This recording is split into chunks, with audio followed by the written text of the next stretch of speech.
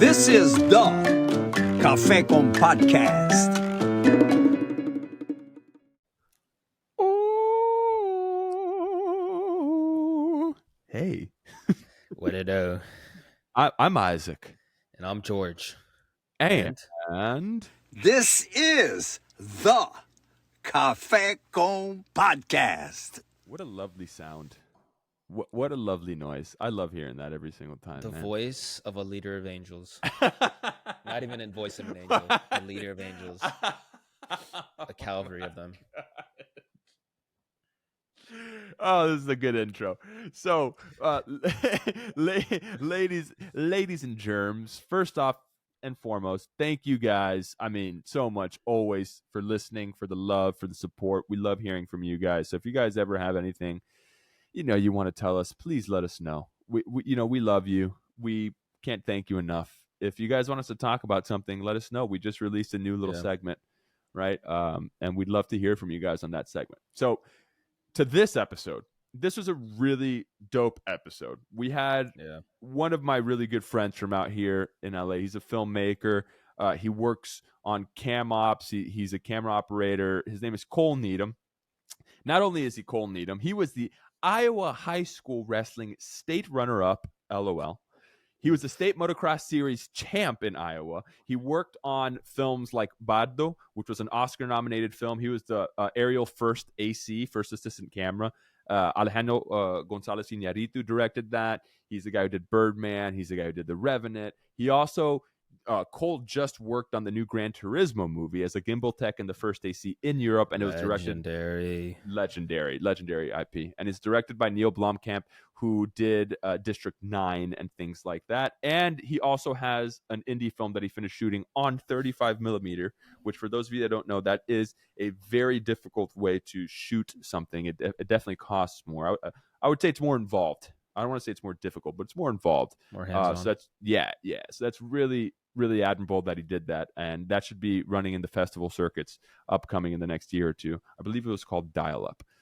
But the dude's just doing a lot. That's the point. The guy's doing a lot. He's achieved a lot in a short amount of time in LA.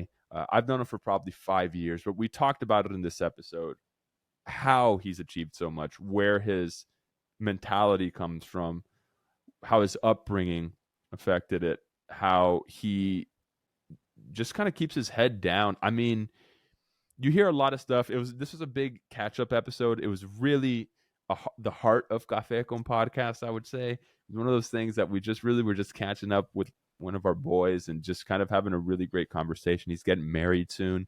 So we talked about the whole process of how the wedding is going. His fiance is amazing. And also, there's a really good point in it, which I've noticed in all of our episodes, and I got to give credit to George on this, because George calls this out in pretty much every episode where he'll say, man, I needed to hear that, right? Because our guests will just provide this little nugget of truth in needing to hear that. And Cole gives us something really powerful in two simple words, which is have fun. You'll hear it when it happens in the episode, but it's one of those things that it's a good reminder for everybody. Living in today's day and age. But I mean, I left this one kind of feeling pretty emotional. I'm not going to lie. Yeah, we got off it. I was feeling in a good way, in a perspectivizing way. I don't think that's a word, but having life be in proper perspective. Now it is, right? How did you feel coming out of this, bro? It was good, man. I think this is probably the most simple, but like cut, like it still cut layers. It's weird. Like you'd think like a simple one would just stay simple, but I think it being simple is what it did that. It just wasn't we never have small talk on these episodes, but this was like the closest to the opposite of small talk, of just tell us a little bit about your life, man, and then we can relate it to ours in the positives and then the negatives and everything in between. So I think that was really cool, and it's cool to see someone from such a polar opposite place coming to a weird place like Hollywood, and still like being who he is, and especially him going at such a young age to LA. And, I think those are the type of people that keep society turning, is people from middle America, like still having like roots within their culture and society they came from. Good guy. If you guys need somebody to work in any industry, any field of the film industry from behind the camera, the guy knows what he's doing. He's a great director. I haven't even physically met him, and just hearing, like, if I ever have a project, I would feel comfortable asking him for some help. That's what I mean. He just seems like he's 10 toes down of like anybody we've had on this podcast. Everybody's been in the most part, but he's just someone that you can tell that like he's embedded in what he knows he is. You know what you're getting. You're getting somebody who's going to be prepared, somebody who works, an incredible work ethic, that middle America work ethic like you were talking about, and quality character. Yeah. Great guy. Yeah. And I want to mention something that you just said too, which was this was a conversation that was the most like small talk and the most opposite of small talk, because it was the most connected, just catching up with somebody, and so deep at the same time. Yeah. I mean, look at this intro. It's been this is probably our longest intro. Yeah, I know. We should cut this thing off. People. No. I just want to say, just again, thank you all for just being here with us. You know, we love you. Yeah. Grab your cafecitos, and again, And like Isaac said, don't be afraid to reach out if you want to hear some certain things. Yeah, or else, man. like talk to certain guests or certain topics. Feel free to let us know, guys. and by the time this comes out, we'll probably have our article on LA Weekly out. By the way, we're going to be featured on an article on LA Weekly. We'll keep you guys updated on that. We'll keep you posted. And just one more time for good measure. This is the Cafe con Podcast. Don't you forget it. Love you, caffeine addicts. Love you guys.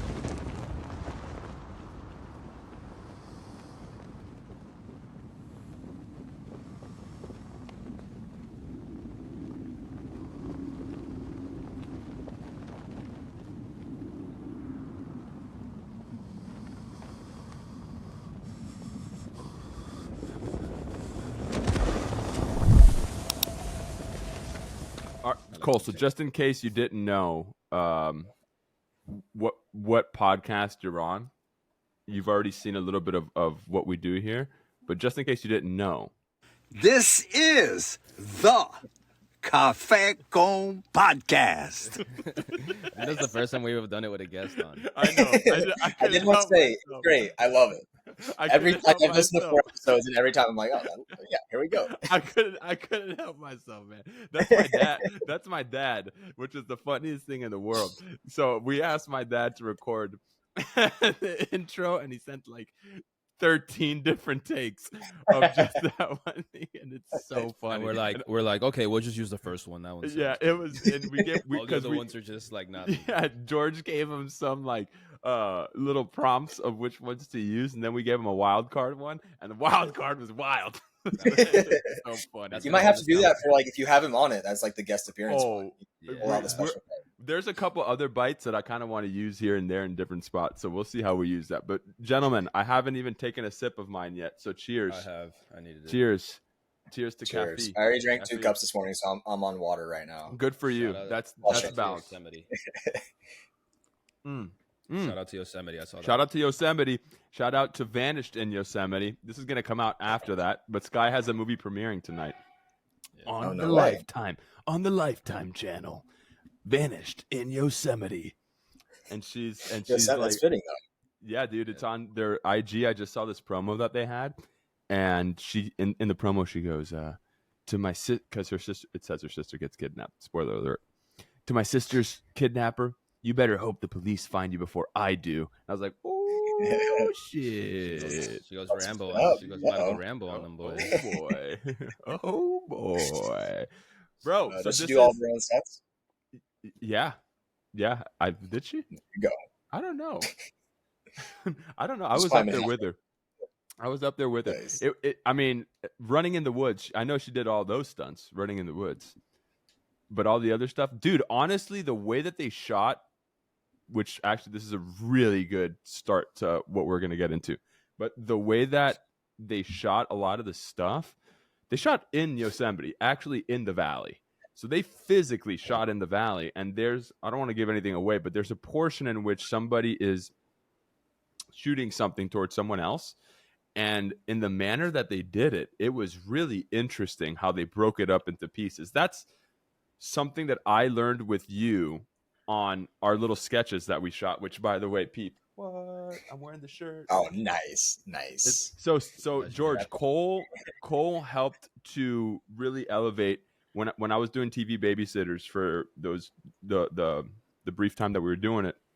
Yeah. Towards the end, we wanted to shoot better quality things, and Sky had met Cole and a buddy that you work with a lot, Caleb, right? That you guys both are from Iowa, incidentally. And did you guys know each other from Iowa, or did you? Yeah, meet in we LA? moved out to LA together. Oh, okay, cool. We met in Des Moines area, and then Gotcha. And so they met on like a music video or something way back in the day. At this point, it's been probably 5 years that we've known each it other. was like 2018. Yeah, I think. yeah. It was a Juanes visualizer for like tour visuals. Yes, that's exact Juanes. It It was was a for simple Juanes, studio shoot. George. Yeah, Juanes. Yeah. Yeah, Yeah. Nice. I So- used to run his tours. I think they still do. probably. So that's how Nice guy. we linked up with Cole, and then we asked them because you guys wanted to start shooting some comedy or have some comedy on your director's reels. So they helped to shoot the thank you fight. You know which one the thank you? You remember the thank you fight, George? The one where love me it. and So Shane long, bro. where we're fighting in TV babysitters. Life fight. And, yeah, if I showed you which one it was, you'd know which If one you it was. show me. If you show That's me. Is it like one of who my can be nicer? Yeah, pretty much. It's like thank you. It's No, a thank fight you. sequence where they just say thank you back and forth just to one up each other as they're And we just killing each other. Yeah, we're Yeah, just yeah, beating I remember now. I remember the now. crap out of I each remember. other. I remember And now. and then they also did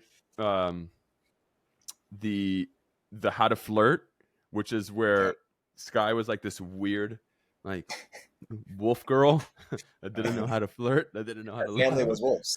Yeah, she was raised by wolves. That's funny, dude. But- That's funny. Like a term like that's actually put to like reality. It was so funny. It's almost as if she was raised by wolves. And she goes, So, Cole, I did you write was. those, or how did you assist? No, them? Isaac wrote some, and then Alex wrote some. Yeah, one yeah. of Isaac's creative partners. Yeah, yeah. Alex was the brain behind all that. But what I realized through the thank you fight was because I didn't know how to do stunts, right? And Shane, from my understanding, my recollection, didn't really have that much knowledge on how to do it either. And then we get there, bro, and the way that you guys shot everything, I still watch that sometimes, and I go, damn. That was not that bad. That was Yeah, really it good. It Because Yeah. in large part, it's the dance between the camera and the actor, right? Uh-huh. Yeah. And I mean, I was reading what you sent us yesterday. Thank you for filling that out, by the way. That was like a really Oh, sorry that it was delayed, but yeah. I was delayed, plugging away. bro. You killed it. We don't get those sometimes until after we record our episodes. Oh, So, okay. One step ahead. All right. you were on time. Still late, but I kind of want to talk to you. This is kind of how the podcast goes, especially after I have my first sip of coffee. We're just kind of like bing, bing, bing, bing, bing, bing, bing, all over the place. But I want to talk to you about your evolution, because I know that you just worked on Bardo. Well, I know you worked on something after that, but I really want to harp on that. Is that where you primarily worked with drones? You were using drones for that? yeah, we did like the opening sequence where it was. Okay. I don't know, did you see the movie? No, I didn't. But There's a shot. The opening shot of the film is like a POV of the main character, and there was basically wanted to be like eye level, and he's walking, and then he starts running, and then he jumps, and then he flies, as if like you could just fly as a human. So it was this like surrealist scene, and it was this up, and then he had to land, and then so they couldn't figure out how to shoot it, and they figured out to use a drone, and so I was with the drone unit to execute that opening sequence, and then we did other drone work, and then we also did the closing shot for it. Dude, How was So, working with Iñárritu? it was, I mean, it was different every day because it was, we were in the middle of Baja, like, and 2 hours from any sort of like service, like just in the desert. So days like you didn't shoot a lot because it took so much time to set up, and it was hot and it was summer. It was hard to get out there. Like vans were getting stuck. So just like the grunt work to make production happen was gnarly. Um, but with that being said, like he was very precise. I think that was the number one thing. Like he knew what he knew he wanted to get, like was exactly what we were going to shoot. So Dude, that was the coolest thing, is how like exact he was with things. this is the director of The Revenant, George. The director of The Revenant, the director of Birdman. Yeah, bro. He worked with that guy. That guy's like a genius. I don't think I've seen a movie quite like Revenant yet. No. And then the cinematographer was Darius Kanji. And he shot a million. Uncut Gems was one of his most recent ones. Yeah. So awesome people to work with. And like all the crew behind them, like they're, people working right alongside were also like very prestigious. So I got kind of thrown in very last minute. I just had to do as much like homework and, prep when I could. But yeah. Dude, I gotta throw you some roses. So I'm gonna throw Cole some roses, and then I'm gonna throw and then I'll tell you a little bit about George Michael and I's relationship. But Sky and I always say that you and Caleb, you guys have the top 1% work ethic that we have met from people out here. I don't know if that comes from your upbringing, where you're from. Straight up, dog. You guys came out here with, I don't know if you came out with any resources or any sort of connections and things like that, but what you guys have been able to build in the time that you've been out here is really impressive. It's very admirable. We constantly always say, if there's two people that we know are going to work, if you work with these people, no matter what, you're going to get the best, because they're going to give you everything they have. They're not going to shortchange you. Yeah, man, straight up. You guys, we're very proud of you guys from afar, from the outskirts. We're always rooting for you guys, sincerely. You guys have some of the best just drive that I've met from people out here. Sincerely, you guys, I don't know where that comes from. Where do you think that comes from? I don't know, because I think that is something I'm like very aware of, and like I do appreciate that I have that in me. But like I come from, for myself, and I think Caleb too, like we come from like a very blue collar region. Like my dad owns a small construction company with 2 employees, and they run heavy machinery and do like field tile for farmers and stuff. So it's like you do the job, you make it happen. So, but then jumping into like a creative field that still has a lot of blue collar, like if you're a grip, if you're a gaffer, if you're even ACs, and even, directors, like I said on Bardo, like we were in like the thick of it. So you have to just kind of buck up in a lot of times. So I think for myself, it's just like being in that environment, like as not enjoyable as construction can be. Like if, I want to make movies, that's my goal. And if I have to work hard to get there, then that's like an easy ask, like if it's that simple, like work hard, be nice, and then do your homework to be technically sound. If that like progresses me closer to the dream faster than usual, then that's amazing. So Amen. Explain what a grip kind of the and a way gaffer. What's a grip and a gaffer for people and AC for those that don't know what those terms mean? So that's like more of like the construction side of the industry. So like an electric department, they're setting the lights, they're running cables, they're figuring out like where to put power generators and stuff like that to light the scenes. And then the grips support them. So they like carry, like they're putting dollies up, they're putting big stands, they're like building scaffolding to do crazy, so it's more of like the hands-on, like, physicality side, which super technical, can be really creative too. And like, there's some grips and like that do rigs and stuff that are really cool to put cameras in unique places. So it's for the audiovisual, right? Yeah, definitely. Both of them working together. And as an actor, what I've learned from the actors that I really respect and revere, that I've gotten the chance to work with, they say, make sure you're friends with the gaffers. Yeah. Do not piss off a gaffer, because lighting is, look, they'll make you look pretty. You see the difference right here? It's the difference between that and that. You know what I'm saying?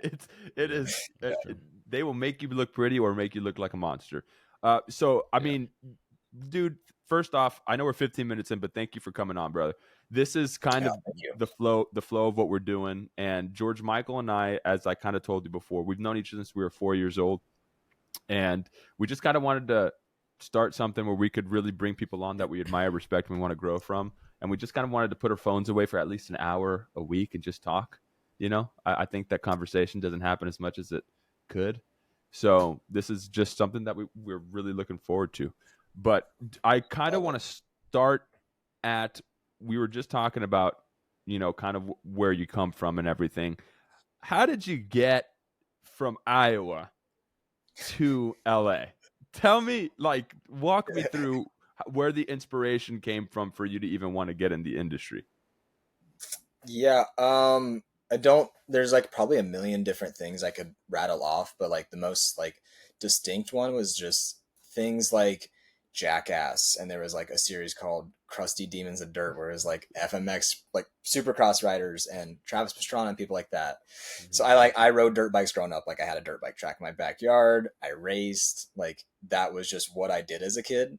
And so just that, and like, oh, we have a camera, like my dad's camera is laying around. It's like, we're doing home videos. So it's like, all right, jump this jump, or, you know, and like me and my friends just ran around town in like super small town of like 800 people. And it was like, you know, another movie, like a reference would be Hot Rod, like in a way, take the comedy side out. But like we were doing just dumb shit like that. So I think, and like, we'd obviously want to shoot ourselves on camera, and then like, you know, pivot to like doing that growing up. In like 7th grade, they're like career fair. And I'm like, who shoots Jackass? You know, like as like a grade school student, or like, you know, Travis Pastrana like had a production company. I Googled up and I found it. I was like, oh, no way. So I was like, this could be a thing. And then that kind of planted the seed where it could be like maybe a job. And then from there, I didn't take it very seriously until like I was about to graduate high school. I just did it for fun. Oh man, and then I didn't come up with any other careers.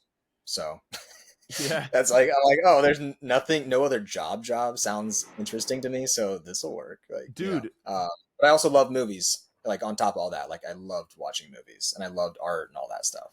Jackass, Jackass was a big part of our upbringing too. I feel like our whole generation, if you're like a guy like that, was just what you watched. Those motherfuckers had kids in our school like jumping into bushes and bro. After school care, like kids in my grade. It was. I remember it was we awesome. went. I was like, I'm not going to do that, but I'll watch. Eric Aguilar's house. I don't know if you remember this, George. Yeah, dude. Eric Aguilar is the kid we grew up with. This is a total side tangent from our childhood. We went to his house, and I remember because I'm pretty sure my parents didn't let me watch Jackass because we were young. We were probably not even in middle school yet, really. No, I was going to say 9 years old, around there, right? So you're 9. What grade are you in? 5th grade, 4th grade, or whatever. And you know, Jackass was for a kid to watch it is like you watch it, but I mean it's not the best thing in the world for a kid to watch. You know what I'm saying? So I remember we went over to his house and his dad was like, "Yeah, you want to watch Jackass? Yeah," and he put on Jackass, and I was like, "Oh, this is awesome!" It was, yeah. Eric's family was fun and wild. Yeah. Shout out to them. I'm pretty sure his dad is a police chief. So shout out to them. Dude, they had some wild birthday parties. Yeah. Kyle got a scar. One of our buddies got a giant scar. Dude, I was so frustrated after that happened. I was like, now we all got to go home, dude. Oh, man. So to make a long story short, we were having like a sleepover party at his house. And the parents were still in the living room dropping us all off. And we go to play in Eric's room, and there's like those bouncy balls that you get like at like amusement parks or whatever. Someone threw it off the wall, and then it fell under like his nightstand. So Kyle went to pick it up. He already had a scab there, I think. And then when he came back up, his head hit like the edge of the nightstand, and it cut it even deeper. And we're all looking at him, and it's just like.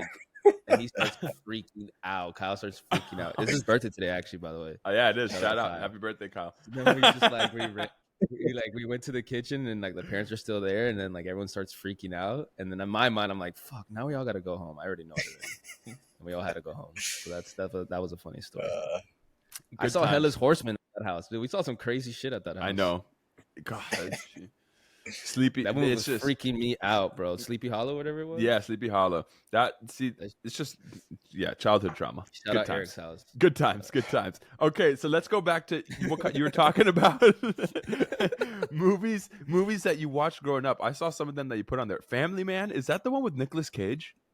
yeah. Dude, that's So, a like, sad movie. Isn't that a sad movie? So I'd like that's like a movie for adults. You know what I mean? Like Yeah. like my watch that with my dad. But then I'd be like Bugs Life or Osmosis Jones, like kid movies. So like the spectrum was so Jody wide. Osmosis. Jody Osmosis. I used to love that movie when I was a kid, dude. But yeah, no. So I just liked movies too. I feel like we all did. Mm-hmm. I think it's important, especially. I mean, I don't know if you feel like this now, but sometimes I wish that I could go back and watch a movie and feel the same way that I did watching it when I was a kid. You know what I mean? Even like new movies, not just even those old nostalgic ones, but I just wish that I could watch a movie with the same lens that I did as a kid. Actually, this is a question that I just thought of. Do you think being in the industry has filtered the way that you watch movies, especially being on behind the camera?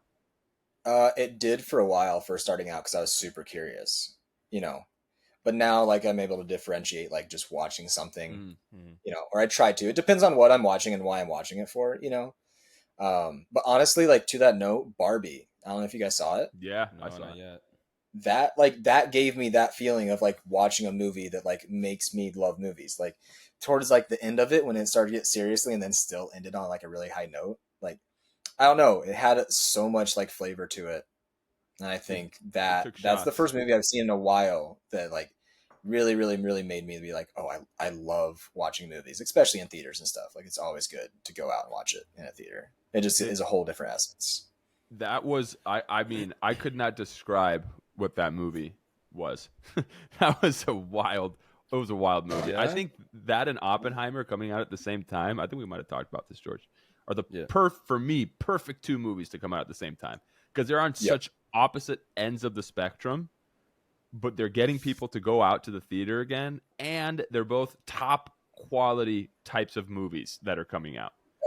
It's and good filmmakers, because it's great for like Greta to be like a new big blockbuster director, but like for it to be so successful, and then Nolan on the other side, who has had the hits, like to see the not generations as much, but like new names coming in. Dude, did you watch Oppenheimer? Haven't yet. No. I know. I'm on the bad list of the industry. I know I need to watch it, but still haven't. There's not IMAX in Iowa near me, so I haven't I'm holding out till I can like see it properly. So yeah, that's where I saw it. I saw it in laser 70mm. So nice. I saw it at Universal City Walk. But you saw it, George, didn't you watch Oppenheimer? I did. What did you think about it? I don't think we've talked about it. What did you think about it? I need to watch it again because I went to go watch it with Kyle, actually, and we went to watch it way too late. So it wasn't a bad movie, but I was just dozing off. I had a long day at work or something, and then we went at like 11 p.m. Dude, like at 12. So I was just dozing off. I would wake up like when an explosion happened. I'd be like, and I'd like try to stay awake and just like.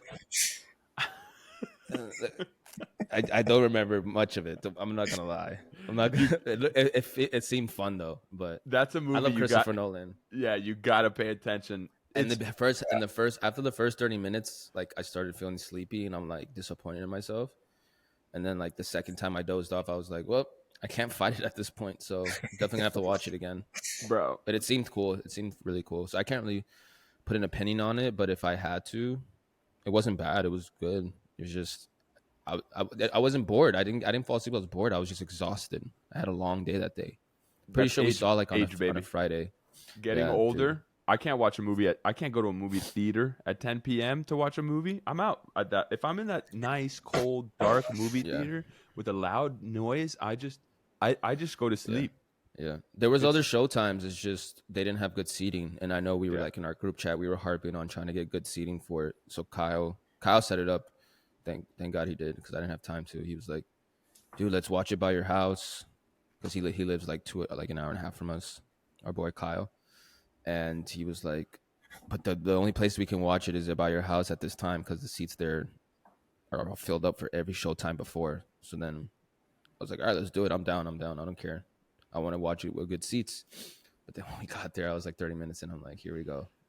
Getting freaking old. Were man. you? I don't want to ruin any of the movie for Cole, but I am going to ask you a question. Were you? What did you think about the big? Obviously, everybody knows Oppenheimer helped to develop the bomb, right? Mm-hmm. What did you think that it was good? Did you like that? Don't give any spoilers away. Yeah, that part. Yes, that part. Don't give any spoilers away. Did you like it? Yes or no? That's all that I want to know. That's one of the parts I was asleep.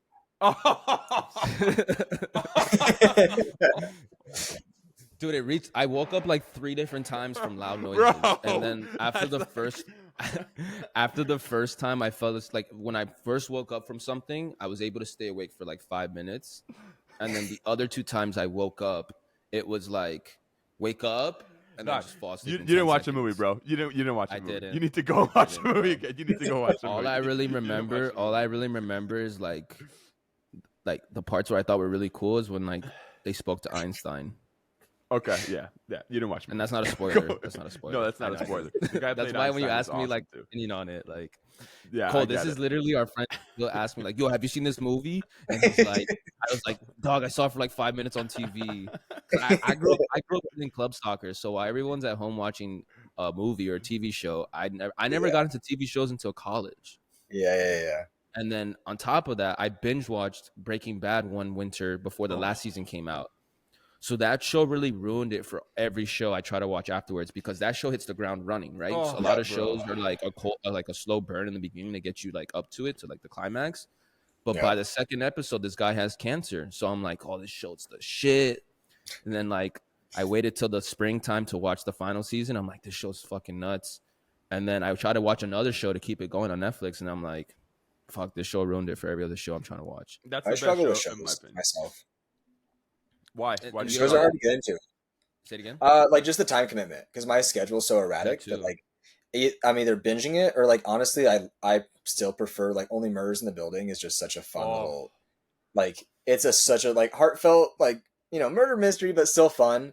But like I like how they release it weekly because like me and Maddie like Maddie's my fiance and that'll be like our Tuesday nights like we're like okay we're gonna watch this TV show that we both love. I don't know. It's nice. I prefer that. Like it's daunting to have to like binge everything. And I burn myself out. I've never really binged anything. That was just Christmas break. And the only other show that I could enjoy after that was Ozarks because Ozarks hit the ground running as well. I'm only at every other show I tried. Show, I just couldn't. I didn't have the patience. Just I'm on season 2 of Ozark. It's dope. It's a good show. But Breaking Bad is just the GOAT to me. That show it's just every episode's amazing, bro. Congratulations, by the way. I think we told you this when you guys got engaged. How does it feel? How are you guys enjoying engaged life? We are. How's that going? I mean, we did the whole wedding planning. Like we're pretty like that was like all right. But Maddie was like, we need this all, and I was like, all right, we can chill, like it's fine. But we got it all, we're locked in. So I'm actually glad because now we're like, okay, we got like a few like housekeeping things. Yo, tell me honestly, give me a percentage wise, how much are you in the decision making process for the wedding? I would say we're 60-40, honestly. Like I feel like that's good. That's good. Yeah, like she's taking the lead on a lot of things, but then I'll like step in and I'll try to do my part to help with like if I need to like do the contract because like I can do that's easier for me. Yeah, that's like my territory. Yeah. But also like no, I'd say like everything's a mutual decision. Like we fight each other on some things. Like oh wait, no, I don't think so. But then we decide who wins. That's I mean our no, I want to be involved because like it's a big it's a big day, but like we want it to be simple, but like all that like the simple decisions need to be like mutual decisions. So do you guys have a venue? Yeah, Topanga. This place called 1909. Hey, wow. In out here? You're gonna get married out here? Good for you, bro. We gotta go to Topanga next time I come out there, bro. I hear it's beautiful. It's awesome. It's like it's not far from you and I, Isaac. That's like where Maddie and I go a lot now. It's like just up the road. I need to go there. It feels like you're in a forest. It's weird. Mm-hmm. That's the weird thing about LA, man. You can get out of the city if you can bear the traffic and things like that. So Topanga, good for you, dude. That's how it was for Sky and I too. It was I'm not going to lie. I would say it was more 70-30. That she would, because I trust her taste, because we have very similar tastes. And I just wanted to be involved in the decision making. So I would always say, just run things by me so I can be involved in it, so I can at least know what's going on. And I would also handle the spreadsheets. I'd handle the figures, the numbers, and all those types of things. I helped to kind of organize that section of it, where she really, I got to hand it to her. George was there. He was one of my groomsmen. She planned everything from top to bottom. And it was a pretty seamless process. Have you guys had any disagreements that haven't been settled yet? Or has it been, for the most part, pretty smooth? We're pretty smooth. I wanted to look for a lot more options of the venues, but I found this 1909 place. When we both went there, it was oh sweet. But I initially I wanted to look at everything. I was let's look at every venue in LA. Let's why not? But then we found this one. We're all right, cool. So that was that was easy. That was the easy part. But she's she's all about she'll do all the research on the reviews. She'll look at a million people on Google and stuff. So she does the homework, and then she'll be hey, here's 5 options. Let's go over this. So yeah, it's nice. She does the groundwork, and then I try to help out. I'd say this much. As for how simple your wedding was, Isaac, it still felt colossal because of where you guys had it, being outdoors. Yeah. So I feel potential. I've never been to Topanga, but it sounds like potentially it could have that same vibe of it's simple, but you're outside in nature, and it just feels refreshing. Yes. Did you guys do? What did you do for the day? You did the wedding and then ceremony, all that in Yosemite, right? Yeah. So the structure of our wedding was kind of like summer camp. It was almost as if people were getting away for a little camping adventure. So we had our welcome barbecue the night before. It was kind of afternoon into night before, and that's where we kind of let everybody who wanted to speak, because we had been to a few weddings, and our preference was on the actual day.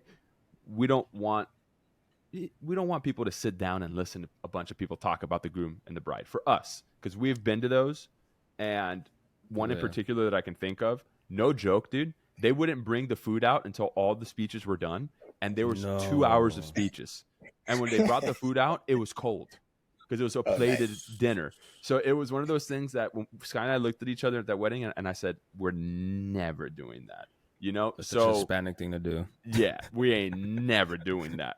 So we had the welcome barbecue. Everybody that wanted to talk could talk. It was super informal. It was beautiful. Tears were flowing. Then the next day, we had kind of a whole day. Because we got married in Yosemite, it's hard to get times there. So we had to be there at a specific time. So we had shuttles set up. The shuttles left at something like 9:30 in the morning to shuttle everybody from where we were staying to Yosemite to the ceremony location. And I think our ceremony was at 11:30, I want to say. Our ceremony's at 11:30. It was a pretty quick ceremony. Unbelievable. It couldn't have worked out any better, but it lasted maybe 30 minutes. We did some pictures. Then the shuttles took everybody kind of around the valley back to where we were staying. Because one of my big things was that I wanted everybody who was coming out of town to not have to drive anywhere.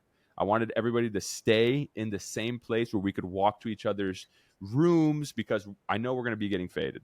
Okay, I know people are going to be. That was smart. Yeah, I know people are going to be faded. So I don't want anybody driving, especially people from Florida driving in the mountains. No way, dude. No way. The drive there was enough. That's what I mean. No way.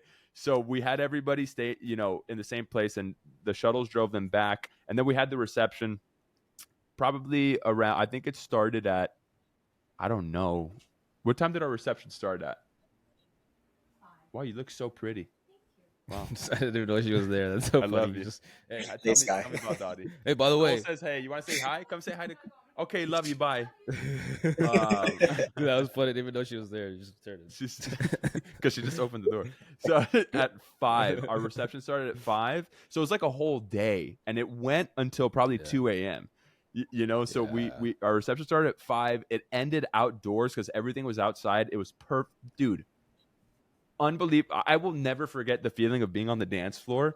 And after the sun had gone down and just looking up, seeing the shadows of the trees like these gargoyles on top of you, these giant building like structures of shadows looking up, and then seeing just a clearing and seeing the stars right above your head while you're outside dancing. It was unreal. And then, you know, we were able to go inside and drink more, and the Karaoke. DJ was like, I'll stay longer for you guys. And the DJ stayed for like 3 more hours because he was having a great time. Dude, it was just an unbelievable day. So it was like a whole day, which is not normal, right? You know, it usually is ceremony, reception, and kind of that's all packaged in from, like, you know, you show up to a wedding at 4 p.m. and you go until midnight. But it's not like a whole day thing, where for us it was a whole day. What are you guys doing though? How are you guys thinking about structuring it? We're doing a Friday night rehearsal. Cool. And like doing that as like the by the beach, hang out, dinner, that whole shebang. And then we're gonna do like a 3:30 ceremony, because that's like the earliest our venue. So smart. And it goes until but yeah, shuttles, whole thing. Yeah. And then it'll go to like, you know, 11 or midnight. Yes, so, exactly. Nice. Is it all inclusive? But it's all one venue, which is nice. Yeah, so everything, like ceremony will be there, reception will be there, dinner, like everything. So good. It's nice. We'll make up a lot of time, and we're doing like the whole, like, Maddie wants it to be like tailgating, like just hang out, like yes, bro. Just yard games, like music, like cocktail hour, appetizers, just like straight up hang up. You know. Yeah. We don't want like the schedule stuff. Like we don't want any of that. Because So you want to. Did we have that bonfire? Do you have that bonfire after as well that same night? Isaac? That was the welcome barbecue.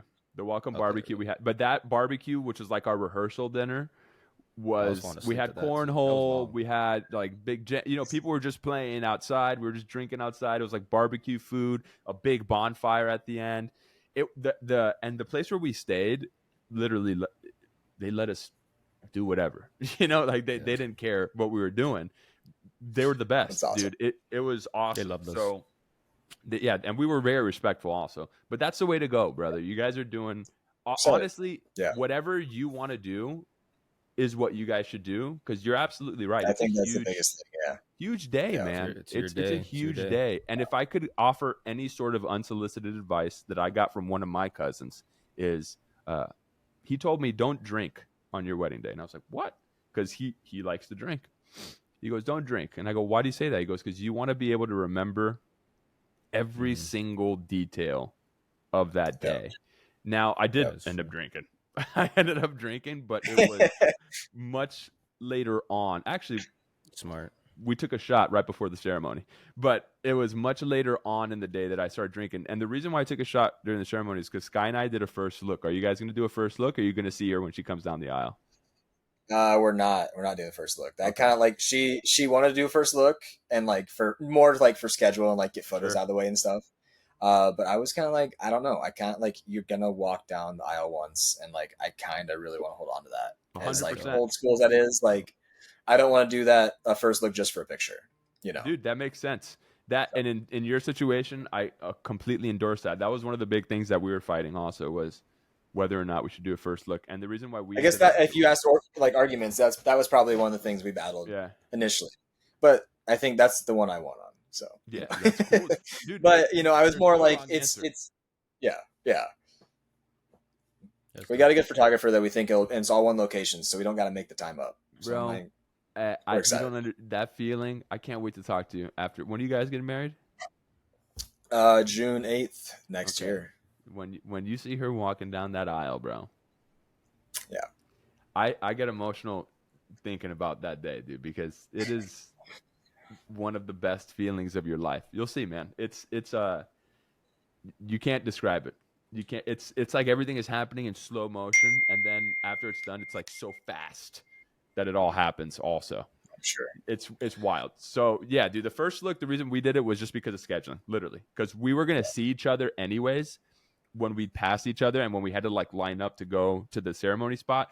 So we ended up doing the first look, and I'm kind of glad that we did it because it's almost like the pregame before you go into the Super Bowl. You know, it's just Sky and I, because those are the only two people that matter that day, or just you and Maddie. That's it. Those are the only two people that matter.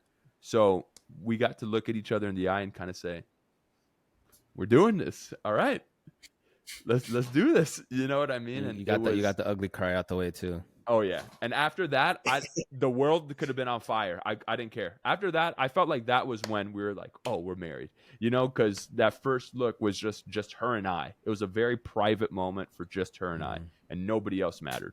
So it's great, dude. I'm so happy for you, man. Congrats, so man. happy. I appreciate it. It's gonna be so much fun. Do you have a DJ? We're figuring that out. I wanted to use some friends for live music, but then she's like, well, maybe we want some dance music for a DJ. So that's like a TBD thing. I want to do a hybrid. Maybe we'll do both. I don't know. That's dope. Definitely. I've been to weddings bro. like that. Those are fun. Yeah, we both love live music. I don't know. So, but I guess you're a DJ. You're biased, but we'll see what we come up with. I'm saying I've been to weddings where there's like a mixture or like a live, because especially like Hispanic weddings, they like try to get a band, and I would recommend that too, though, having a live band or just like someone playing a guitar and maybe like 2 or 3 people on an instrument is enough, Yeah, especially especially because you're gonna have it outdoors, I'm guessing, right, at Topanga? It's outdoors and then indoors, like indoors. the last Okay. of the reception. So maybe we have like some friends that are guitarists, so we're like thinking cocktail hour guitar. Perfect. And then indoor DJ. So that should be fire. Yeah. That'd be a good time. And that sets the mood. Those are the details. The mood. Yeah, especially outdoors, sunset. Yeah. In Topanga, bro? Oh my God. That's gonna be so beautiful, dude. For real. Oh my, just a guitar with the outdoors of what you're looking at is gonna be so lovely. Mm-hmm. Do you know what you're walking down the aisle? Do you know the music you're gonna walk down the aisle? We've got like a couple songs we're figuring out what are gonna be what. Like what's walking down the aisle, what's first dance. Like we're still figuring out that. But yeah, we got the options where everything's like, we just need to button it up, put the glue on it. Oh, dude, it's so much fun. Are you having fun, dude? I'm having fun. Yeah. But then again, I'm in Iowa right now. Maddie's in LA. And so we're like the last couple weeks, we're like, away from each other, which is a bummer. But so, ready to get back in town. And then she is always such a lively, happy person. Anytime that I've ever met her, she's got energy for days. Yep. That's the best way I've been around her. She's got energy for days. Bro, how is Ziggy? How is Mr. Ziggy? Good, dude. He's hanging out. He's loving the fields. He's running around. Is he got him swimming. He went swimming in the pond. Yeah, he's in Iowa. Oh man. So he's loving the outdoors. Ziggy? Who's Ziggy? That's our dog. Yeah, he's a doodle. He's Bernedoodle. Nice. He's got so much personality. I love doodles, man. Doodles are like top 5 best breeds. Honestly. Oh man. They're so smart. I've yet to meet one with no personality. I've yet to meet one. Right. That's a good way. That's a good way of putting it. That's a good way of putting it. They have very particular personalities. All doodles have particular How old is he now, dude? Big doodle? Yeah, he's a big boy. Yeah. He's 60 pounds. He's 3. Wow. 3 in like a couple months. Yeah. Growing up. Dude, the last time I saw you, I think was when we went on that hike in Chatsworth. The cave hike. Yeah. Was that hike? Did I take my dad on that hike before or after? Did I tell you about that? Took my dad on that hike. I don't think you told us about it. I took him on that same hike, and he was like, "Yeah, I'll go on a hike." And then he like drank like coffee. He drank like 4 cups of coffee that morning, and then like took him on a hike. And then he was at like noon, and it was hot, and like about killed my dad that day. Oh my God! But he made the top. He's like, good views, but killed me. But no, that was a good. That was the last. Was that really the last time? I think it was. Bro. That was during the pandemic. That was towards the fall of the pandemic, I think. Yeah, Summer, so pandemic started when? 2020? When did it start? March 2020. Okay, so it had to have been around September of that year, maybe, or maybe a little later. Right. Maybe a little later. Yeah. Bro, this hike though, George, you don't understand. This hike, you're walking and everything is cool, and then you get to this just like giant rock, and then Cole just kind of sneaks in, and you're like, all right, I guess we're going in with you, brother. So you kind of sneak in, and then you just see Cole start climbing the fucking wall of the cave, and you're like, I guess we're climbing the wall of this cave. Let's go. So we just climb all the way up this cave, and then you get to the outside, and you go, wow, this is beautiful. But it's awesome. You can't tell people what it is before you're doing it, especially if people aren't hikers, because then they'd be like, I'm not doing that. Freaking out, Yeah. Oh, bro. We've actually gone rock climbing good since one. then. Yeah. You guys have? Yeah. We did. Nice. Like fucking, held up by ropes and all that. We have done legit climbing, and it was awesome. No way. Dude. That's cool. Awesome. It is awesome. Yeah, I don't think I experienced actual hiking until I actually went hiking with you, Isaac. Like it's like the perfect balance of just like appreciating your surroundings / take it seriously though. Like we're on a hike. Like you're in nature, like anything could really happen. Like that one time, it probably wasn't considered a full on hike when we saw that bear. Yeah, I was gonna say. Even then, like you're still you're in a state park, you're in a national park or whatever it is. Tell them about that experience. Tell them about that. So we're in Yosemite, and they basically told us like, yeah, you guys are about to go through this hike and stuff. Just realize like there might be animals, but it's for the most part pretty calm. But just be aware. So we go through the hike. It wasn't grueling or anything, but you have to walk some, and there's like trails that you got to go up and down, whatever. And we're about to finish it. Like you can tell you're about to exit the hike, but we're still in like the woods of it, and we're about to walk away, and out of nowhere we see like this young bear. It must have been like in its teens, Yeah, like it was past a cup. It was young enough to where like mama anymore. Exactly, but you could tell the mom must have been around looking for it. So we're like, oh, that's dope. And then like within like 5 seconds, we're all like, no, it's not, because like, like it's still young enough. Like like we all seen the like National Geographic channel where it's like the Revenant. If it's that young looking, the mom and dad have to be around somewhere within the vicinity. So we're like, we need to get out of here. And then there's this old like Asian lady with us. I think she lost track of like her group. She was walking the other way. We were walking away, and she was walking towards us. And she was like in amazement, like if it was a petting zoo or some shit. And then we're trying to like get her attention. We're like smiling, like not to get her nervous. I remember Sky smiling, like, her like, no, we need to go this way. This is the way we leave. And then she was like, yeah, let's go. And we're like, and at a certain point, we're like, we have to stop smiling. We're like, lady, we have to leave because the mom and dad are going to show up pretty soon, and you're going to get an Academy Award for this. Because it was cool at first, but then you start to realize, like, either A, this bear can charge us because it's big enough and kill us, or the mom and dad are going to show up and teach us a lesson. But the lady was just like so oblivious. She was just like Snow White in the forest, just enjoying it all. But we're like, no, we need to get out of here. So then Sky went up to her and kind of like try to like direct her and grab her and like, no, we're leaving. Like, we're not gonna leave without you. And we got out of there, and we're like, thank God we left, because who knows what happened. That was at the very end of the trail and everything. Yeah, it was. It was when we were on our way back, and it was when Yosemite was on fire. So we went when it was the giant fire happened. So all of the animals were coming down. They weren't actually in the woods anymore. They were coming down towards the water and stuff like that. So that's why we saw the bear. And then that was pretty early on when Sky and I had maybe seen one bear at that point. So we didn't really know what to do. We've seen a lot. In that lady's defense, that bear wouldn't have done anything. It knew we were there. It 100%. It was chilling. It was like licking. He was licking his leg. He was just kind of like licking his leg, just kind of hanging out. He was rubbing himself on the wood. In a sense. Yeah, he didn't care. He was just hanging out. But it was funny because that lady had no idea. I will never forget the look on that lady's face. Like George was saying, because we were all trying to act super calm. Dude, we're from Florida, bro. What? We don't see bears. But all of us are from Florida. So we're walking. We're like, hey, there's a bear over there. And she's like, okay. We're going, no, there's a bear over there. She goes, okay. Okay. Like, and then kind of going towards that direction too, going back into the forest. Yeah. Like, no, this is the time to leave. And like, then we started freaking out, and then the lady started freaking out, and then we all started walking super. I just will never forget. It was so funny, dude. Looking back on it, it was so funny because we got back to the hotel where the trailhead was. And we told the people there we saw a bear. They go, "Oh, nice, man! You saw a yearling. Good for you. Good for you." We're like, "What do you mean? We almost just died." And they go, "No, man, that's just a bear." We're like, "Oh, what?" We saw a deer one time because it was. I remember because of the forest fires. It was like so super many. Close to us. Yeah, super close. So that was beautiful.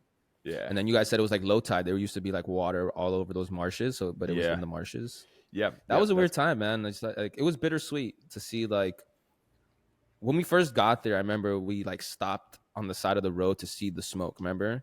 Yep. And it was kind of like silver lining, at least for me. I mean, the drive up was colossal for me. I got emotional and stuff, I remember. But like seeing the fires and just, it made you appreciate like how finite nature can be, right? Or just how like fragile nature can be. Of it's so beautiful, but then a forest fire just closed down half of the park. So it was, I definitely appreciated the other side of the park we got to see. But I remember you guys kept mentioning, man, if we can only show you the actual part of the what we want to show you, but the forest fires wouldn't let us. And then when we went for your wedding, we got to see that side of it. So that was beautiful too. And the waterfalls were beautiful that time, man. And how you mentioned like how you can see the stars, like you can literally see the galaxy at nighttime. I remember outside of our Airbnb, we looked up, we were outside just drinking, having a good time. And I told everybody like, yo, look up. And you can literally see like, it looked like a MacBook background. It was crazy, dude. It made no sense. I thought I was tripping out. I've only seen it twice, and it's been twice with Isaac. But that time was so vivid. It was nuts. I didn't think you could actually see that shit in person. That was amazing. It's a beautiful thing. Finiteness I love of life. Yosemite. Yeah, it's beautiful. I love Yosemite. Speaking of that, let's we have literally been on here for 50 minutes. This has probably been one of the least structured Tangent cities that we've had. It's been awesome, bro. I've been having a good time. Well, you said it was all about catching up. So what is the structure? That's what I'm saying. Yeah. This is what we really intended for it to be. And just talking about that finiteness, this is actually something I'm interested in. I know that you just finished working on something, bro, but tell us a little bit about how you're feeling about just in the industry right now, just what the things that you're working on, perspective from when you started to where you are now, how you're handling things in the industry. Because I think that changes over time. I mean, you can speak if it has for you, if it hasn't, but how are you feeling about everything? Yeah. When it comes to like, the current like day-to-day stuff with like all the strike and like the interesting landscape of what the industry is and what the future brings, I don't know. Like, I think, a lot will be changing. And like, I've been in the industry like 6.5 years. So it's like, I have a pretty good understanding, but it's always been changing since I got in with like streaming starting out as, that new media deal was literally when I first joined the industry. So the change started happening as soon as I jumped in. So I'm kind of just along for the ride, and I don't have many like projections that I know are concrete things. So like broad scope, I don't know. I just hope that movies keep on hitting in theaters because I think that's super amazing.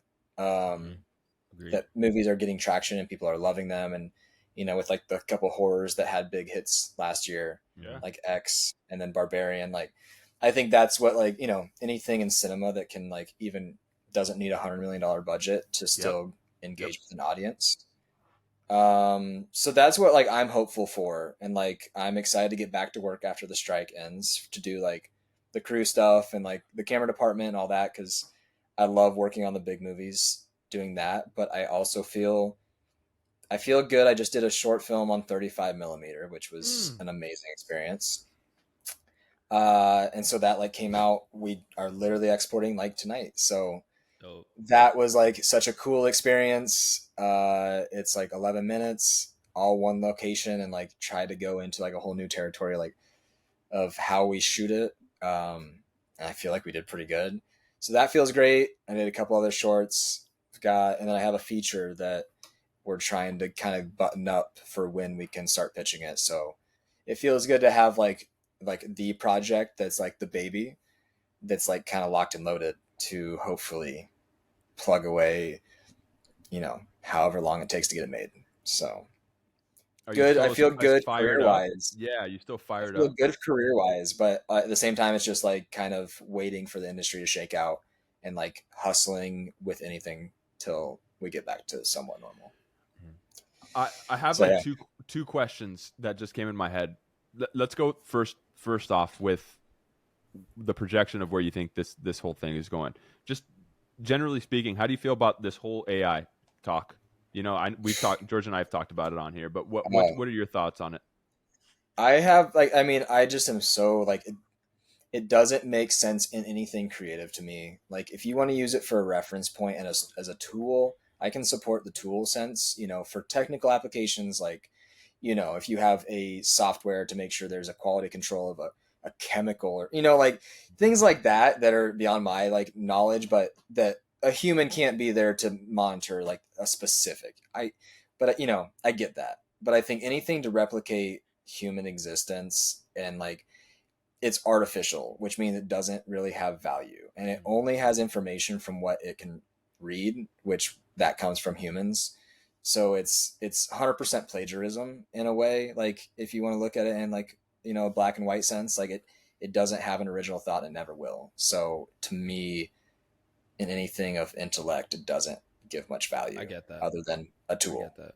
Like, if as an application, you can find ways that I could support, you know, but when it comes to original thoughts and like IP and all that stuff, that's That makes just sense. It's probably That's- worse I than don't know. plagiarism in a sense too, because you're plagiarizing from like a robot, not another human. Yeah. And then if you go into like, I could talk all day about just like, you know, the workplace and like automation and things like that, taking like, we're humans just trying to figure out how to get through the day, and like when we're replaced by, you know, something you can plug into a wall, that's pretty frustrating. Yeah. When we're all just trying to get by. Yeah. So, which is also kind of that movie you made that we worked on together, like, in a way, that dystopian style. But no, I think, yeah, I hope that we can just like support each other, and like, you know, I don't know. And that's what it's more about.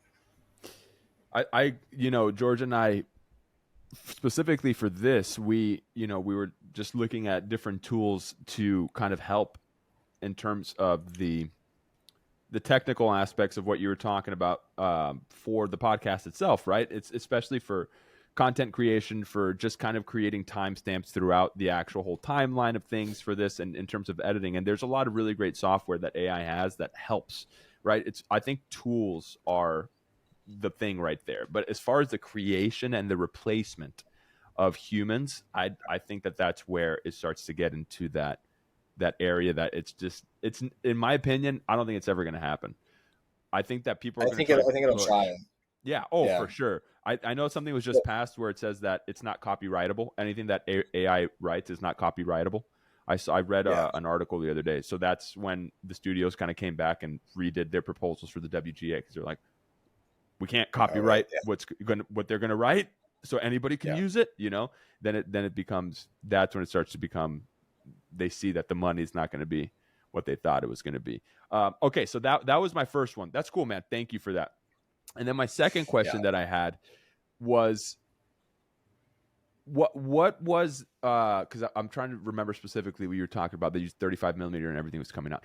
How do you go about your process to start a project and see it all the way through to its completion? Because you started one on 35 millimeter. Talk about why you decided to do that, because that's a big undertaking nowadays, to shoot on 35 mil, to go all the way through. I think just when it comes to like projects that I'm solely responsible for, like, I take a while before I even greenlight it for myself. Like, you know, whether that's rewriting it, or like getting some friends to read it, or getting feedback, or maybe doing like a table read, or, you know, I just kind of explore what the project would be like if I brought it to reality before I make that decision. So I think that's a big thing, is like, I'm always trying to write new things. I'm always trying to explore projects. And once I make that decision, then it's like, you know, you buy film, like, okay, I have film in my closet. We have to shoot it, you know? So, you know, I think I just kind of give myself, like, take those big strides to like lock it in, like lock in cast. And then, like, you know, if I have actors that I locked in, I'm not going to lie to them and like, you know, give false promises. Like, we're going to actually shoot the thing. So, and then try to get the right people involved, I think, is a really important part. Like, people are going to support you, and also, like, you know, be persistent. Like, if you're like, hey, let's meet up, they're going to meet up, you know, to actually go over a shot list, or, you know, whatever it may be. So the people you surround yourself, and then also, you know, just holding yourself accountable. I got a question now. I was thinking of it like 5 minutes ago, but I see like a overall theme. What we do sometimes is, because Isaac's the one that thought of this whole idea for the podcast. So he brings more guests on than I do as for the time being right now. So obviously he knows the guests more than I do. So I tend to ask questions to kind of get more of a background of the journey, I guess you could say, and vice versa.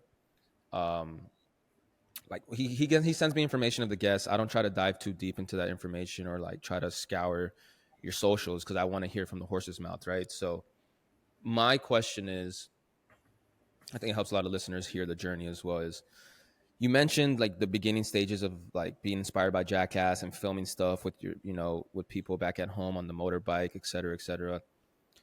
Was there like a certain moment or two where you knew like this is what I want to do for a living, or was it like different phases in your life that built up a bunch of just reasons why you wanted to do this? Because the reason why I asked that is because I'm in entertainment industry too. I played instruments my whole life. I DJ'd from a young age, but I never knew right away like, hey, this is a career I can make out of it, because to you it's just a hobby, right? And society doesn't really doesn't validate it for anybody that's in an entertainment industry. So was it just one or two moments, or was it little by little that you realized, okay, I've been spending so much time on this passion that I can make a career out of it?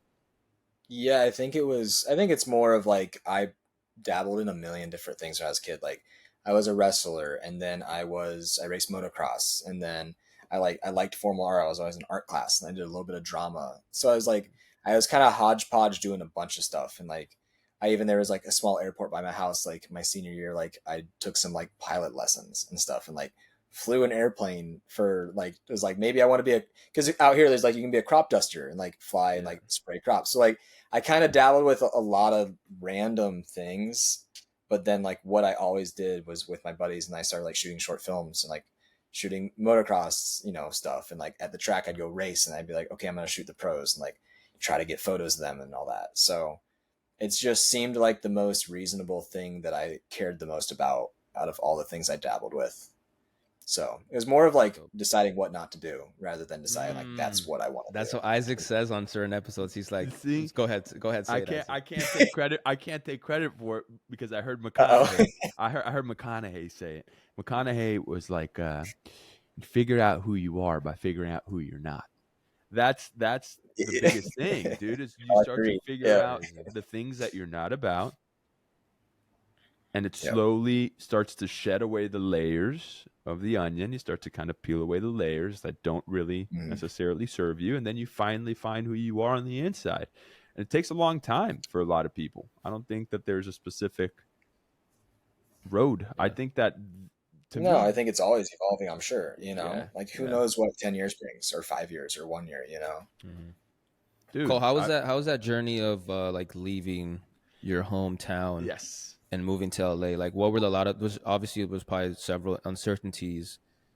Like can you just speak a little bit on that, of just because at least from my experience hearing Isaac's story, us being such close friends for the longest time, and I was in Orlando while he was in Orlando, and he was very intentional about moving out, but at the same time he voiced afterwards and even during, man, there was just a lot of things looking back now that I just dove in the deep end, and just figured it out as I got here.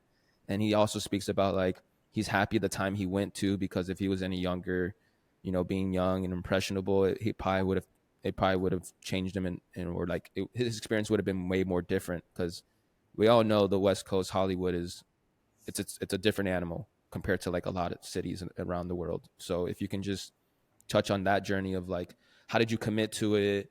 What things you ran into that you just the unknowns in a sense. Yeah.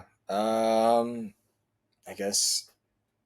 think one thing was like when I decided I wanted to go, like there was no stopping me, and I like kind of was like, what do I need to do to get there? And I met somebody that told me like, you need to have X amount of money before you move to LA if you're going to work in the film industry. And I was like, oh, okay. So like that's step one, is like save up this much money so I can like have a year to figure out if I can make it, and then like that was what I was doing landscaping, like carrying concrete block all summer long, like running like skid loaders and stuff to like, literally get the money to move to LA.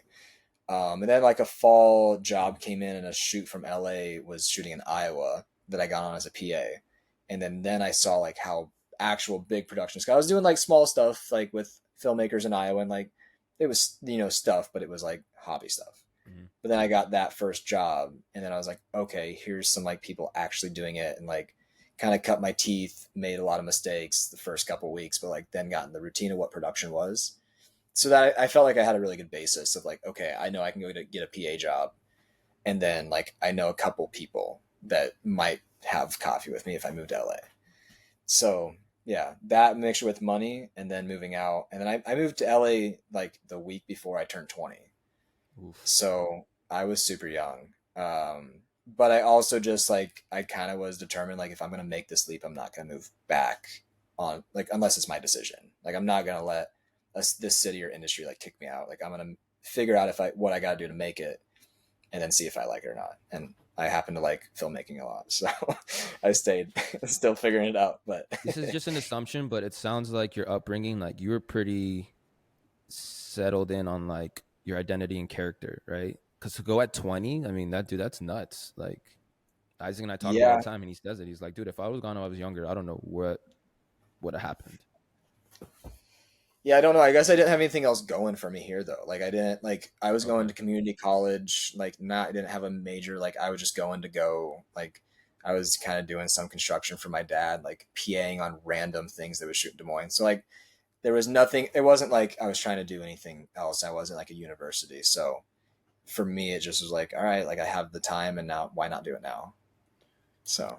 Were there anything that surprised you a lot or no? Like, yeah, moving that's to a good LA? question. That's a good question. I think it surprised me how much I liked it, to be honest. Like, I didn't, I was more of like, I'm going to go out here, I'm going to try to work on movies, you know, and like, if I like the city or not, as long as I'm working on movies, like, well, I'll be happy. That's what I want to do. But I actually fell in love with Southern California, like the mountains, the beach. So much like, to do, right? Yeah. So like, I think I fell in love with like what there is out there, and it's not just downtown LA. Like, there's so much within an hour or 2 hour drive to go do. And I love hobbies. So anything to like just go do something new and explore. I think that's what surprised me the most, was not just the industry I love, but the region. There's more to LA than downtown LA, people. Just know that. I only gone there like once or twice when I visit Isaac, and it's been for like an hour. And then I'm like, all right, I'm ready to get out of here. I was just in downtown LA yesterday, and it's a beautiful area, but I don't enjoy being there for too long. Yeah, no, it's a nice place to go visit, go to dinner, have drinks or whatever. Yeah. I don't enjoy being. Some people like the city, though. I mean, a cornfield was my front yard when growing up, so like that much of city is like, you know, that would be culture shock to me. Yeah. You know, but living in the valley, like, you know, not that much culture shock. It's just moving to a town. It's like suburbs. It's the burbs. Yeah. You know, it's really just a lot calmer. That's why I love the valley as well. I love it. Dude, I mean, what you just said right there, I think is one of the things that I've learned more recently in LA, is that the hobbies are really what kind of keep you going out here. The outside of the industry, for me, is what I've learned recently, is that I have to force myself to do things outside of the industry, because I love my whole impetus. George just talked about this before too, is storytelling. You get me in a story, I will wake up at 3 a.m, you know, work 18-hour days, whatever. That's fun to me. It's fun to me to do that. It's all the auxiliary things that sometimes get a little heavy for myself. So having the hobbies is big. I think that's something that I wanted to know as well. Do you ever feel the weight of the uncertainty in the industry?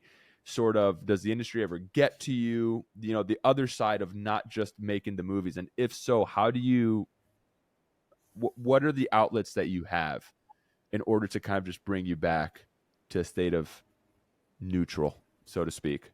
Yeah. I mean, I think of course, it's like, one, we're freelance. Two, we're in the film industry, you know, and in my case, like I want to be a writer director. So that's like creating IP, and like means you have to be a tastemaker, and like, is anybody gonna like what you write? You know? So it's like, of course, like I'm like, you know, will this ever work? You know, when will, like, you know, traction, I'm like doing a lot of cool stuff, but like, will I be a movie director, you know, be in like theaters and stuff? So I think like the big questions, like that's a pretty prestige to reach. So I think like the uncertainty, of course, like we all feel it, and I'm sure even the people at the higher ranks feel it when their bars are higher for their goals. But I think like Maddie definitely is a good person to lean on because she's a nurse. Georgia, my fiance is an ICU nurse Oh in wow, Children's Hospital LA. that's intense. So she's a totally got a totally different career than I do. But I think the contrast helps like both of us, balance each other out where like she has much harder days than I ever will on set, at work. So then like, that makes me more grateful when I think I'm having a bad day. Hell I'm yeah. like, all right, like you're good. I dated a girl that was in ICU for kids too, and it's cool to see that balance out. Like you're in entertainment, and then someone's in like life saving situations. And then when you come home, it's like gives perspective for sure. Yeah. Yeah, but there's also like an element where like we feed off each other. Like I want to succeed in what I'm doing. If I'm this invested in the industry, I want it to work out. Like I don't want to do this just to do this. Like I want to reap the benefits of like the commitments that she's made and we've made. So I think like that's a big like motivating factor to be like and like I also look, somebody's going to be directing XYZ movies or TV shows, or for Isaac, like somebody's going to get casted in that role. So if we can just do anything we can do to be that person, as simple as that is, like trying to look at it in that lens, and it's going to be somebody. So that's just a little bit of willpower, hopefully, and keep working hard and get better at what we do. So, and I like hobbies. I ride mountain bikes and dirt bikes and, hiking with Isaac and Sky. And like just getting out of the house is great. Oh, dude, that's the good thing about LA too. Because Sky and I both have our day jobs and we work from home, but I force myself to get out and just sit in the sun as much as I can every single day. I was going to ask you also, what are some traits that you have found from the people that are the most successful that you've worked with? What are some, if there are common traits across the board that you have found? Because I've, for instance, my example is I've always found that, and I was told by this actually by, I'm going to name drop, Aaron Paul told me this, dude. He was just saying, you show up, you're prepared, you're talented, that's fine, but you show up and you're prepared, you know what you're doing, and you're a good guy. And those traits are going to carry you further than what you'd expect.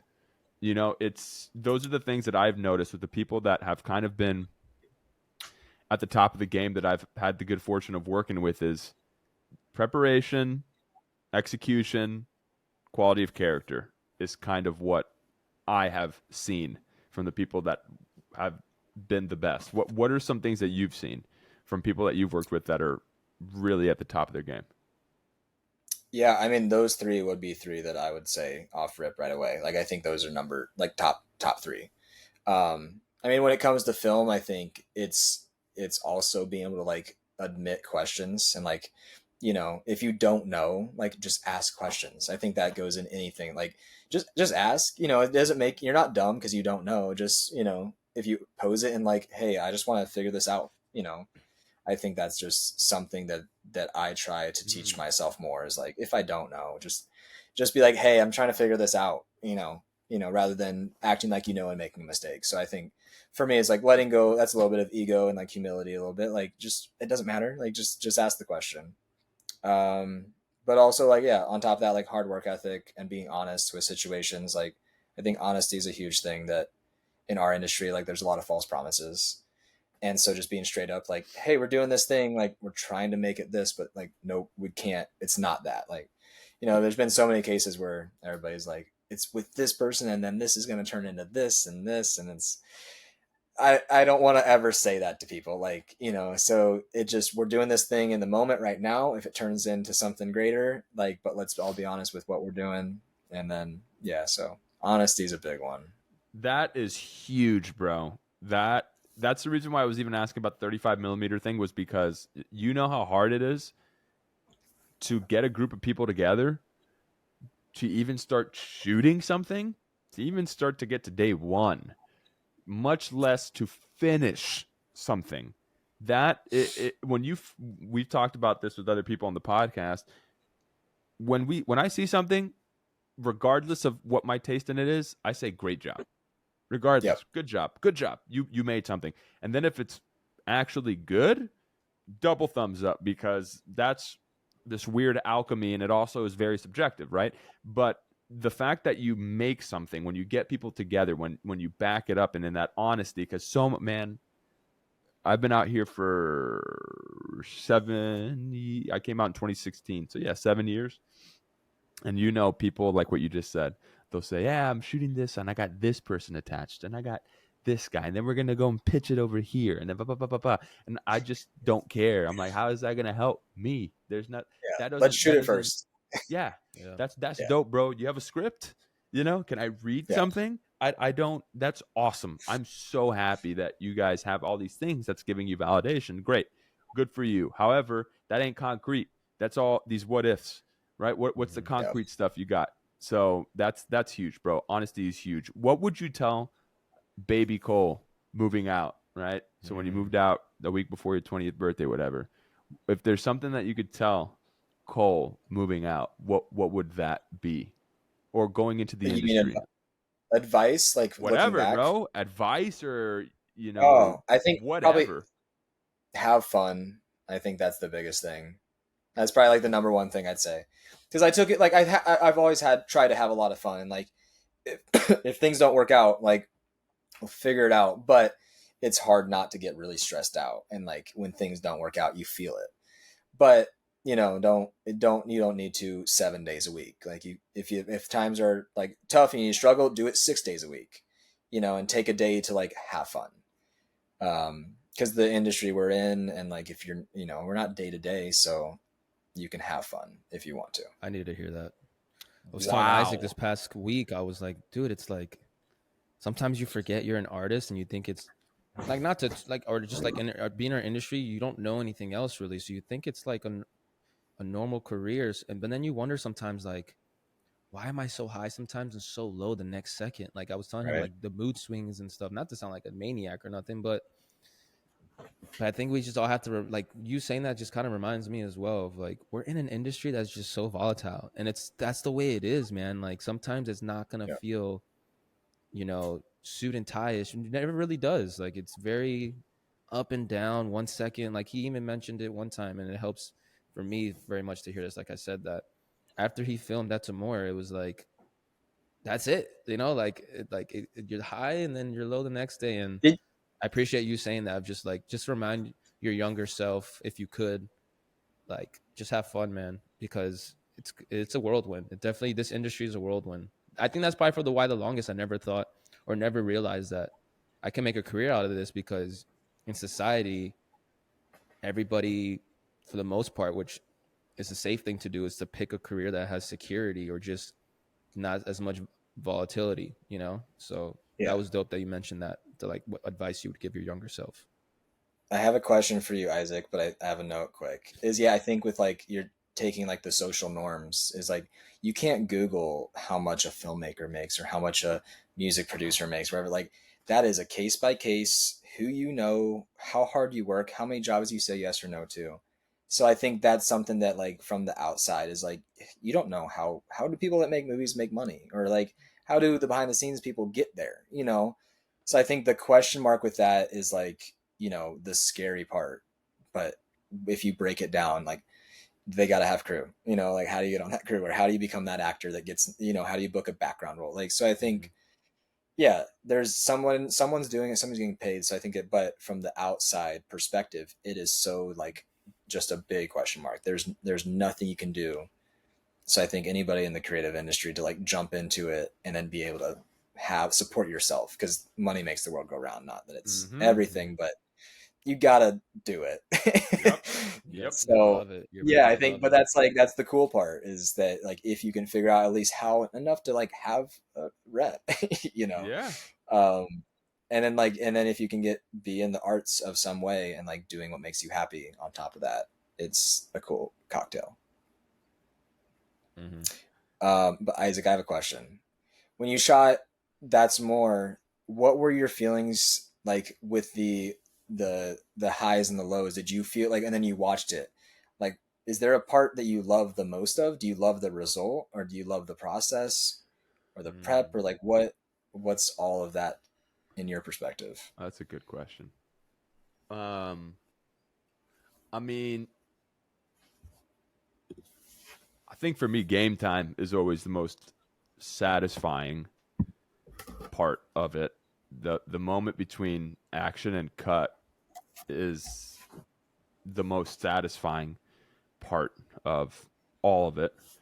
The process beforehand can be a very lonely thing because it's just kind of you and your thoughts, and you don't really know what's going to happen day of. I mean, I could wake up and have diarrhea that morning, and it could affect the way that I'm going out there and doing something, just straight up, you know?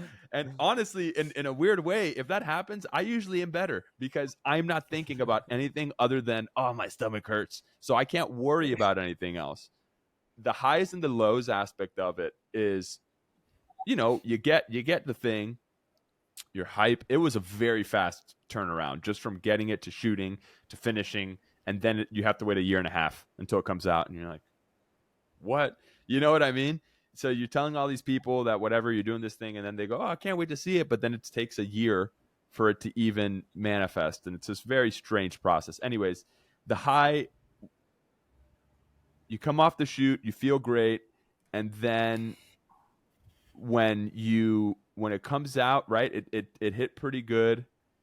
And I just remember for a week, I was really inundated with just all thoughts about that because people everywhere, people were messaging me. You know, people we went to junior high with were messaging me, and all these random people. And, you know, God bless them. That's cool. But it was just kind of, oh, thank you. That I had to get to a point. And we had it like playing in the background of our house the whole time so we can get, you know, views. So you can get views, whatever. And I don't know, man. I think that it becomes a big mental distraction from just kind of what you could do on your day to day. And then on top of that, I remember thinking, oh, maybe this will give me some sort of leverage to have more opportunity. And I got auditions after it came out. I had a decent amount of auditions for maybe 2 months for very similar roles. I mean, almost carbon copies. And I didn't book any of them. And then that movie came out last year, and I haven't been on set since then, right? So, and it was number 2 globally, worldwide. So it's one of those things that's like, wow, I figured that this was going to do something at least to help the career. And obviously, it's something that I can use. I'm so sorry. This guy was just texting me, so I had to like X out all the texts. But it's one of those things that it didn't, you know, like what we were talking about. It's out and then it's not, and everybody kind of forgets about it. It's flash in the pan and it's gone. So it's what are you doing in the interim? You know, I mean, I did a short film. I was on a short film set and it was awesome. And then I did this podcast, a scripted podcast, aside from this, that won at Tribeca for best audio fiction. So it was, you know, it's awesome. The studio was mind blowing. It was unbelievably cool. And then we started this, and this has been so creatively satisfying because we have all the control over it. You know, we're not doing it for any other purpose other than just to do it. So, I mean, I guess that was a really long way to answer your question, but I think that what that showed me was the hobbies, what you were talking about earlier. Because I started doing jujitsu like three weeks ago. I was just showing George. I have like bruises all over my legs, and I'm getting my ass kicked daily, right? Whenever I go in there, and you don't think about anything else. I don't think about when's the next time I'm going to get an audition. When's the next time I'm going to book something? When you're doing these hobbies, and even when you're hiking, I think that that's very healthy because you go hiking and you start to think about you might start to think about that in the beginning, but then something happens. If you're on a long hike for a couple hours, something happens like 30 minutes in. You're not thinking about that anymore. You're kind of talking to the person you're with. Yeah, it's like a runner's high. You start to just kind of get into this state of presence, being present. I think that that's one of the hardest things being out here trying to catch this thing over and over and over again is being able to remain present and knowing again that it's what you said. You said something earlier, which was if I move back to Iowa, I'm going to move back on my terms. I'm not going to move back on because the industry's kicking me out. And that's something very powerful. My dad told me something similar when I first moved out here. He told me, he said, when you go into this, go into it on your terms. Don't go into it because somebody's telling you this is who you are. This is the type of role that you are. This is the type. He goes, obviously, he doesn't have experience, the same type of experience that I do in here, and how, you know, people see you and how they try to market you, blah, blah, blah, blah.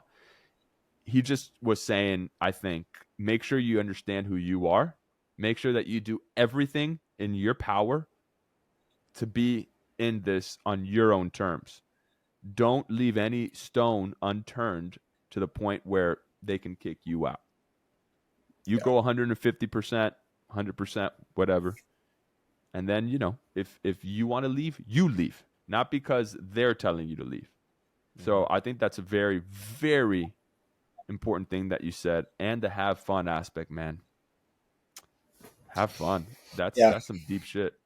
That's some deep shit, dude. I mean, we work hard enough. You know, we work hard. So it's okay to take a day or two or even a week. Like, man, you know, we think about it till we fall asleep. So, that's I'm what sure, I'm George, saying. with you in music, like you're probably thinking on loop. Like we're always just, it's always how can we get better? What are we going to do next? How are we going to perfect things? Like, so it's okay to step away. Like we work harder than, we should. That takes already. time, man. That takes time. There's been plenty of times I told Isaac like years ago, I'm like, dude, it doesn't shut off in my brain, dude. It's like it's haunting me at this point. But then, you get older and you realize like it's the only life we got, so just don't take it too seriously. No one makes it out alive. That's what Isaac used to like. He used to quote that a lot. So, and I'm very someone that's been like for the majority of my life very stoic, introverted, very in my thoughts, Observant, a thinker. But Isaac and all my other friends, but especially Isaac, has helped me. Probably would not even intentionally trying to help me, just by showing their own light or their own personality when we're together or wherever we're talking, that it's okay to just like let your guard down a little bit, or just be who you are and not overthink it, or just be like, I'm a sound engineer, I'm a music producer, I'm a DJ, I have to be that person that everybody's like, oh, he's on a different wavelength every second of the day. And just be a human, I mean, don't be too hard on yourself, have fun, but there's a time when to strap the boots up and there's a time to let your hair go, and I think it helps to just like, I think that's really the crux of this podcast is keep people around, bro. Like, cause if you don't, and you're especially in this day and age, being a young guy in this society, if you don't have people to talk to, your mind can play games on you, man. And especially in the industries we're in, where like you're constantly have to just be like you have to be a source of creativity, or like you have to generate things from your own mind. When it's like other industries, you don't really have to do that. You just follow a 9-to-5 playbook. No disrespect to that. Like, that's more power to those people, but this is what we signed up for, and, take it as it is, and just don't be super hard on yourself, but also just know when to, like, it's time to strap the boots up. So it's definitely not easy, dude. But yeah, 100%. Wouldn't have it any other way, man. To be in this industry, it's crazy, but it's fun, dude. And I think, like I said, too, talking to people to like with positivity, but also talk to people. Like, it helps for me to talk to Isaac about it, he understands. But it also perspective of like when you talk to friends and family that aren't in the industry and they have like an assumption about it, it's kind of like refreshing of like, we're the ones that kind of help society still move around. Like, imagine a world with no movie and music. Like, this place would be darker. So it definitely helps to talk to people on the outside looking in, or just in general, like I said, talking to people to remind you that like, hey, A, you made the right decision because we know the type of person you are, and B, it's like, it's okay if sometimes you feel like you don't have shit figured out in the moment. But I think that's the biggest thing. yeah, Yeah. dude. It's okay not to fucking have it figured out. Yeah, it's Like, there's a okay. journey. Like, Yeah. It's okay. but it's also nice to talk to non-industry people, and like, that's why I don't mind being back in Iowa as much as like I used to, because I was like, I need to be in LA working. But like, you come back here, you get perspective, and like, Mhm.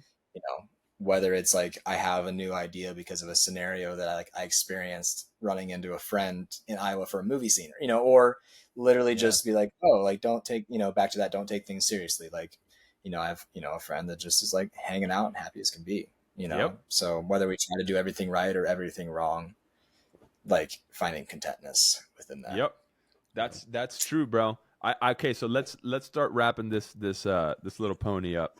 So This was awesome. yeah, bro. I mean, this one was a legitimate catch up, which is what's been honestly Glad. the most Yeah. refreshing thing. Dude, I like to ask people this question at the end of it, and then George asks the final question.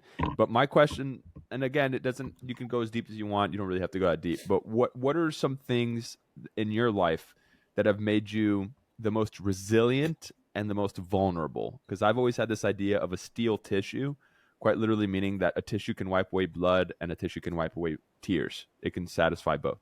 So what are some of the things that have made you the most resilient in your life, and some of the things that have made you the most vulnerable in your life, if you don't mind sharing? Hmm. I'd say like one major thing is like I've lost like some loved ones. Like my family's gotten pretty small over my upbringing. Like, always losing somebody close to you. And then when I like, shortly after I moved to LA, I lost like my grandma, who was, basically a second mom to me. So I think, and she was like, spread your wings and fly, son. Like she was like, do it. So I think like, as hard as it is for what like, what life is like, just do it and like try your best at it. Cause we're just here trying to, do what we want and can with our time. So I feel like that's like, a pretty vulnerable thing, but also I think that's the resilience too. But yeah, I don't know. I think that's probably my biggest one if I had to answer that question. That's beautiful, bro. That made me so teary-eyed. Yeah. I lost my grandma at the beginning of shooting That's Some More, literally within the first week. Oh, I'm so sorry, So man. yeah, she was. Yeah, I I love her. lost my Mommy. grandma on Valentine's Day this year, so yeah, dude, Ugh. that was awesome. You got to say that. That was beautiful. 100% spread your wings, son, because dude. Vulnerability and resiliency kind of go hand in hand. So especially when it's something like that, I agree. Losing a loved one will always, again, put things into perspective. All right, George, Jorgito, bring us home. All right, so I ask a question, and it can be, I give context obviously because it's kind of a very open-ended question. It's a fill in the blank, but before I ask it, it's however you can answer however you want. It can be based off the conversation we had right now, where you are in life, what this year has taught you. It can be shallow, it can be very simple, or it can be profound. So I'm asking you, then you could take it away. It's basically, my name is blank, and I blank. So it could basically be, I'm George and I'm hungry, or I'm George, I feel blessed. Like, think whatever you want to express in the moment, just in the now. It doesn't have to be correlated to anything, or it can be correlated to anything. My name is Cole, and I'm trying to figure it out. Hey. Ooh, God, that's real. Take that as deep or as shallow. You don't understand, dude. Whenever we've asked all of our people that have come on this question, and it's always much more profound than anticipated. That's the thing that I've always found with that. But Cole, man, all the ones we've heard though, that's the one that's probably resonates the most with me and listeners that gotta listen to this. People need to hear that, man. We're all trying to figure it out. It's okay. It's okay to let your guard down and be honest. Yeah. We appreciate it, Cole, for real, man. Yeah, dude. Yeah, this was a blast. I'm glad. I was super stoked when you hit me up. So. Thank you for coming on, for spending your Saturday with us. This is your moment. You got the camera in front of you. Whatever you want to plug, go ahead and plug. Send out to the world. Go ahead, man. This camera, and this camera. Oh, I don't know if I have any things to plug necessarily. I just did a movie written by Jackson Peckinpah and I. He's a new creative partner that I've been doing stuff with that we shot on 35. It's called Dial Up. So we're gonna pump that out to some festival screens this next year, hopefully. And and I just did some cam op work and for a few days, but mainly gimbal tech and ACing on Gran Turismo. So I got to play with the camera a little bit, Came but out mainly, today. yeah.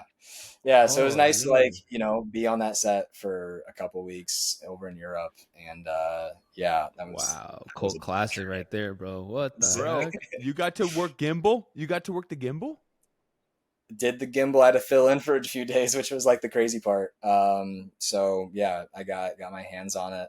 But I was hired to go over there and like do the tech work for the drone gimbal and all that. So it was yeah. Explain really quickly. Yeah. What's a gimbal? Explain really quickly. I have an idea. Gimbal is like this electronic device that stabilizes the camera, and then you can have roll, tilt, pan, and in this case, we put it under a drone to chase race cars. Wow, that's something you All tell right. your I'm gonna go grandkids, see it dude. tonight That's in like something 2 you tell your hours. grandkids, dude. Gran That's Turismo? Yeah, honestly. Let's end it on that. That's people. Thank you for listening. Rev your engines. Get ready. Go watch Gran Turismo. Watch Dial Up when it comes out. All right. Once it gets picked up, once it wins Sundance Grand Jury Award, you go and you watch Dial Up. Fire, cool. Love you, Hell brother. yeah, Thank dude. you so much for coming on, Hey bro. guys, thanks for this. It was awesome. good catching up. Hell yeah. Take care. Nice meeting you. This is the Café con Podcast.